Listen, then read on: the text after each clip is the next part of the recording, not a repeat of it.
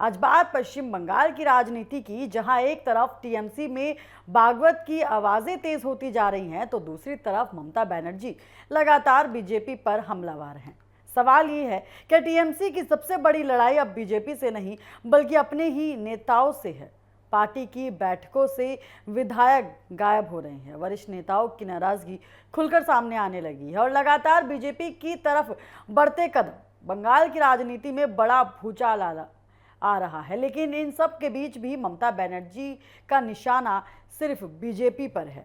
लगातार ममता बनर्जी बीजेपी पर निशाना साधती हुई नजर आ रही हैं। पश्चिम बंगाल की राजनीति में इस वक्त सबसे बड़ा सवाल यही है कि टीएमसी के अंदर कमज़ोर हो रही है, टीएमसी अंदर से कमज़ोर हो रही है।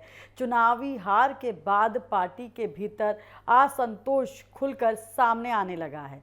कई विधायक पार्टी बैठकों से दूरी बना रहे हैं, तो कई नेता नेतृत्व पर सवाल उठा रहे हैं।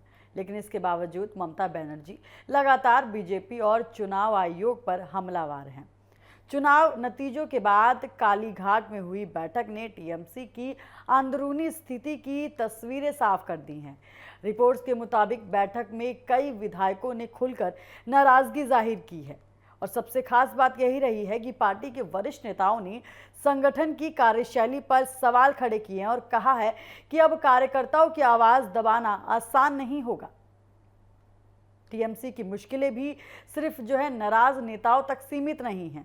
खबरें ये भी आई हैं कि कई विधायक बीजेपी के समर्पक में आ गए हैं और कुछ रिपोर्ट्स में दावा किया गया है कि पार्टी की अहम बैठक से 9 विधायक गायब रहे हैं, जिसके बाद बंगाल की राजनीति में यहाँ पर चर्चाएं लगातार तेज हो गई हैं।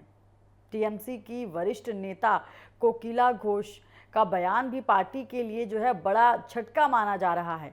उन्होंने संगठन पर पारदर्शिता की कमी, राजनीतिक सलाहकार कंपनियों के बढ़ते दखल और यहाँ पर भ्रष्टाचार जैसे मुद्दों पर सवाल उठाए हैं। और इतना ही नहीं, उन्होंने जिला अध्यक्ष पर छोड़ते हुए साफ कहा है कि पार्टी को आत्ममंथन करना होगा। टीएमसी के भीतर सबसे ज्यादा चर्चा जिस नाम की हो रही है वो है अभिषेक बनर्जी। पार्टी के कई वरिष्ठ नेता अभिषेक बनर्जी की कार्यशैली से नाराज बताए जा रहे हैं। अंदर खाने से भी चर्चा तेज हो रही है। पार्टी में फैसले लेने के तरीका पुराने नेताओं को पसंद नहीं आया है। दूसरी तरफ ममता बनर्जी लगातार चुनाव नतीजों पर सवाल उठा रही हैं। उन्होंने आरोप लगाया है कि चुनाव में धांधली हुई, वोटर्स के नाम हटाए गए और गिनती केंद्र पर गड़बड़ी हुई। यहाँ पर लगातार ममता बनर्जी देखिए, चुनाव संपन्न हो गया है, बंगाल में सरकार बन चुकी है और उसके बाद भी ममता बनर्जी लगातार चुनाव आयोग पर सवाल उठा रही हैं, चुनाव की निष्पक्षता पर सवाल उठा रही हैं और साफ तौर पर बीजेपी पर निशाना साधती हुई नजर आ रही हैं। कहीं ना कहीं वो उनको अपनी खोई हुई ज़मीन, अपनी खोई हुई सत्ता जिस तरीके से उन्होंने खोई है, उसके बाद एक बड़ा झटका लगा है और वो बड़ा झटका कहीं ना कहीं ममता बनर्जी बर्दाश्त नहीं कर पा रही, जिसके बाद एक के बाद एक बड़े बयान निकल कर सामने आ रहे हैं। और ममता ने यहाँ तक कह दिया कि बीजेपी कार्यकर्ता केंद्र बलों की वर्दी पहनकर अंदर पहुँचते थे। लेकिन सवाल ये उठ रहा है कि अगर पार्टी के भीतर ही असंतोष बढ़ रहा है तो क्या सिर्फ बीजेपी को जिम्मेदार ठहराना काफ़ी होगा? राजनीतिक जानकार मानते हैं कि टीएमसी की सबसे बड़ी चुनौती अब विपक्ष नहीं बल्कि संगठन को संभालना है। टीएमसी के लिए सबसे बड़ा झटका उन नेताओं के बयान बन रहे हैं जो कभी ममता के बेहद करीब माने जाते थे। पूर्व क्रिकेटर और मंत्री मनोज तिवारी ने भी पार्टी नेतृत्व पर सवाल उठाए हैं। उन्होंने आरोप लगाया है कि सरकार में भ्रष्टाचार बढ़ा और उनकी बातें वो नहीं सुनी गई। बंगाल की राजनीति में शुवेंदु अधिकारी एक बढ़ता कदम भी और टीएमसी के लिए बढ़ती चुनौती भी बन चुके हैं। एक के बाद एक जिस तरीके से बड़े फैसले बंगाल में होते जा रहे हैं, तो कहीं ना कहीं ममता बनर्जी की टेंशनें बढ़ गई हैं।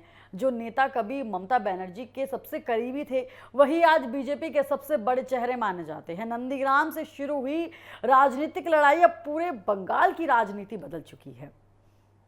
फाल्टा सीट पर बीजेपी की बड़ी जीत ने भी टीएमसी की मुश्किलें बढ़ा दी हैं। प्रधानमंत्री नरेंद्र मोदी ने इस जीत को लोकतंत्र की जीत बताया, जबकि टीएमसी लगातार चुनाव प्रक्रिया पर सवाल उठा रही है। टीएमसी के भीतर उठ रही बागवत की आवाजें अब सार्वजनिक होने लगी हैं। कुछ नेता खुलकर कह रहे हैं कि पार्टी को हार स्वीकार करनी चाहिए और नए सिरे से संगठन खड़ा करना चाहिए। लेकिन ममता बनर्जी अब भी मानने को तैयार नहीं रही हैं कि जनता ने उन्हें नकारा है और कहीं ना कहीं वो अभी भी अपनी हार को स्वीकार करती हुई नजर नहीं आ रही हैं और वो साफ तौर पर कहती हैं कि अपनी खोई हुई सत्ता हम बंगाल में दोबारा से पाकर रहेंगे।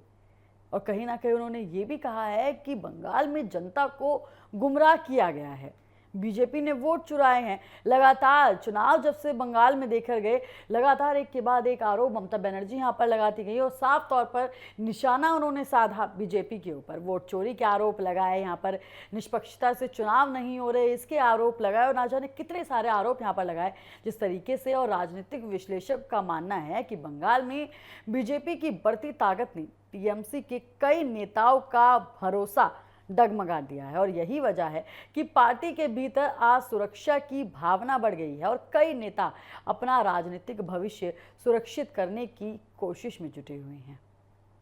हालांकि ममता बनर्जी अब भी कार्यकर्ताओं को भरोसा दिला रही हैं कि टीएमसी दोबारा खड़ी होगी। उन्होंने कहा है कि जो लोग पार्टी छोड़ना चाहते हैं उन्हें जाने दिया जाए, लेकिन जो साथ हैं वही पार्टी को फिर मजबूत बनाएंगे। साफ तौर पर बार बार ममता बनर्जी कहती हुई नजर आ रही हैं कि दोबारा से पार्टी को खड़ा किया जाएगा, संगठन को खड़ा किया जाएगा, लेकिन जमीन पर तस्वीरें अलग दिखाई दे रही हैं। बीजेपी लगातार टीएमसी के भीतर की नाराजगी को मुद्दा बना रही है और बंगाल में अपनी राजनीतिक पकड़ मजबूत करने में जुटी है। ऐसे में आने वाले दिनों में बंगाल की राजनीति और ज़्यादा दिलचस्प होने वाली है और ज़्यादा मुकाबला कड़ा होने वाला है। अब सवाल यही है, क्या टीएमसी की सबसे बड़ी दुश्मन बीजेपी है या फिर पार्टी के भीतर बढ़ती बगावत?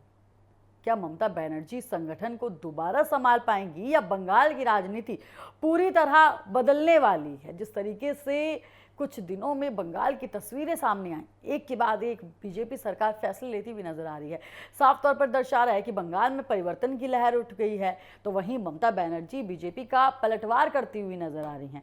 कभी वो ये कहती हैं कि चुनाव में धांधली हुई है, जनता को गुमराह किया गया है और एक के बाद एक बड़े बयान ममता बनर्जी के यहाँ पर निकलकर सामने आते हैं। लेकिन इस वक्त बंगाल में ममता बनर्जी की चुनौती यही है, क्या वो खोई हुई सत्ता को दोबारा बंगाल में ला पाएंगी? और फिलहाल इतना तय है कि बंगाल की लड़ाई अब सिर्फ चुनावी नहीं बल्कि आस्था की लड़ाई बन चुकी है।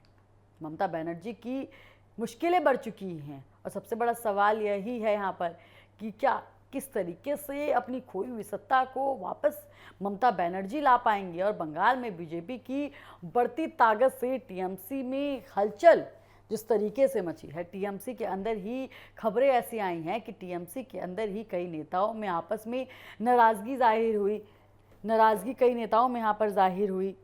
तो सवाल यही है कि आखिर किस तरीके से ममता बनर्जी अपनी खोई हुई सत्ता को वापस पाएंगी। और अब देखना ये होगा कि दिन पे दिन बंगाल की राजनीति किस तरीके का रुख अपनाती है, किस तरीके का मोड़ बंगाल की राजनीति में नजर आता है।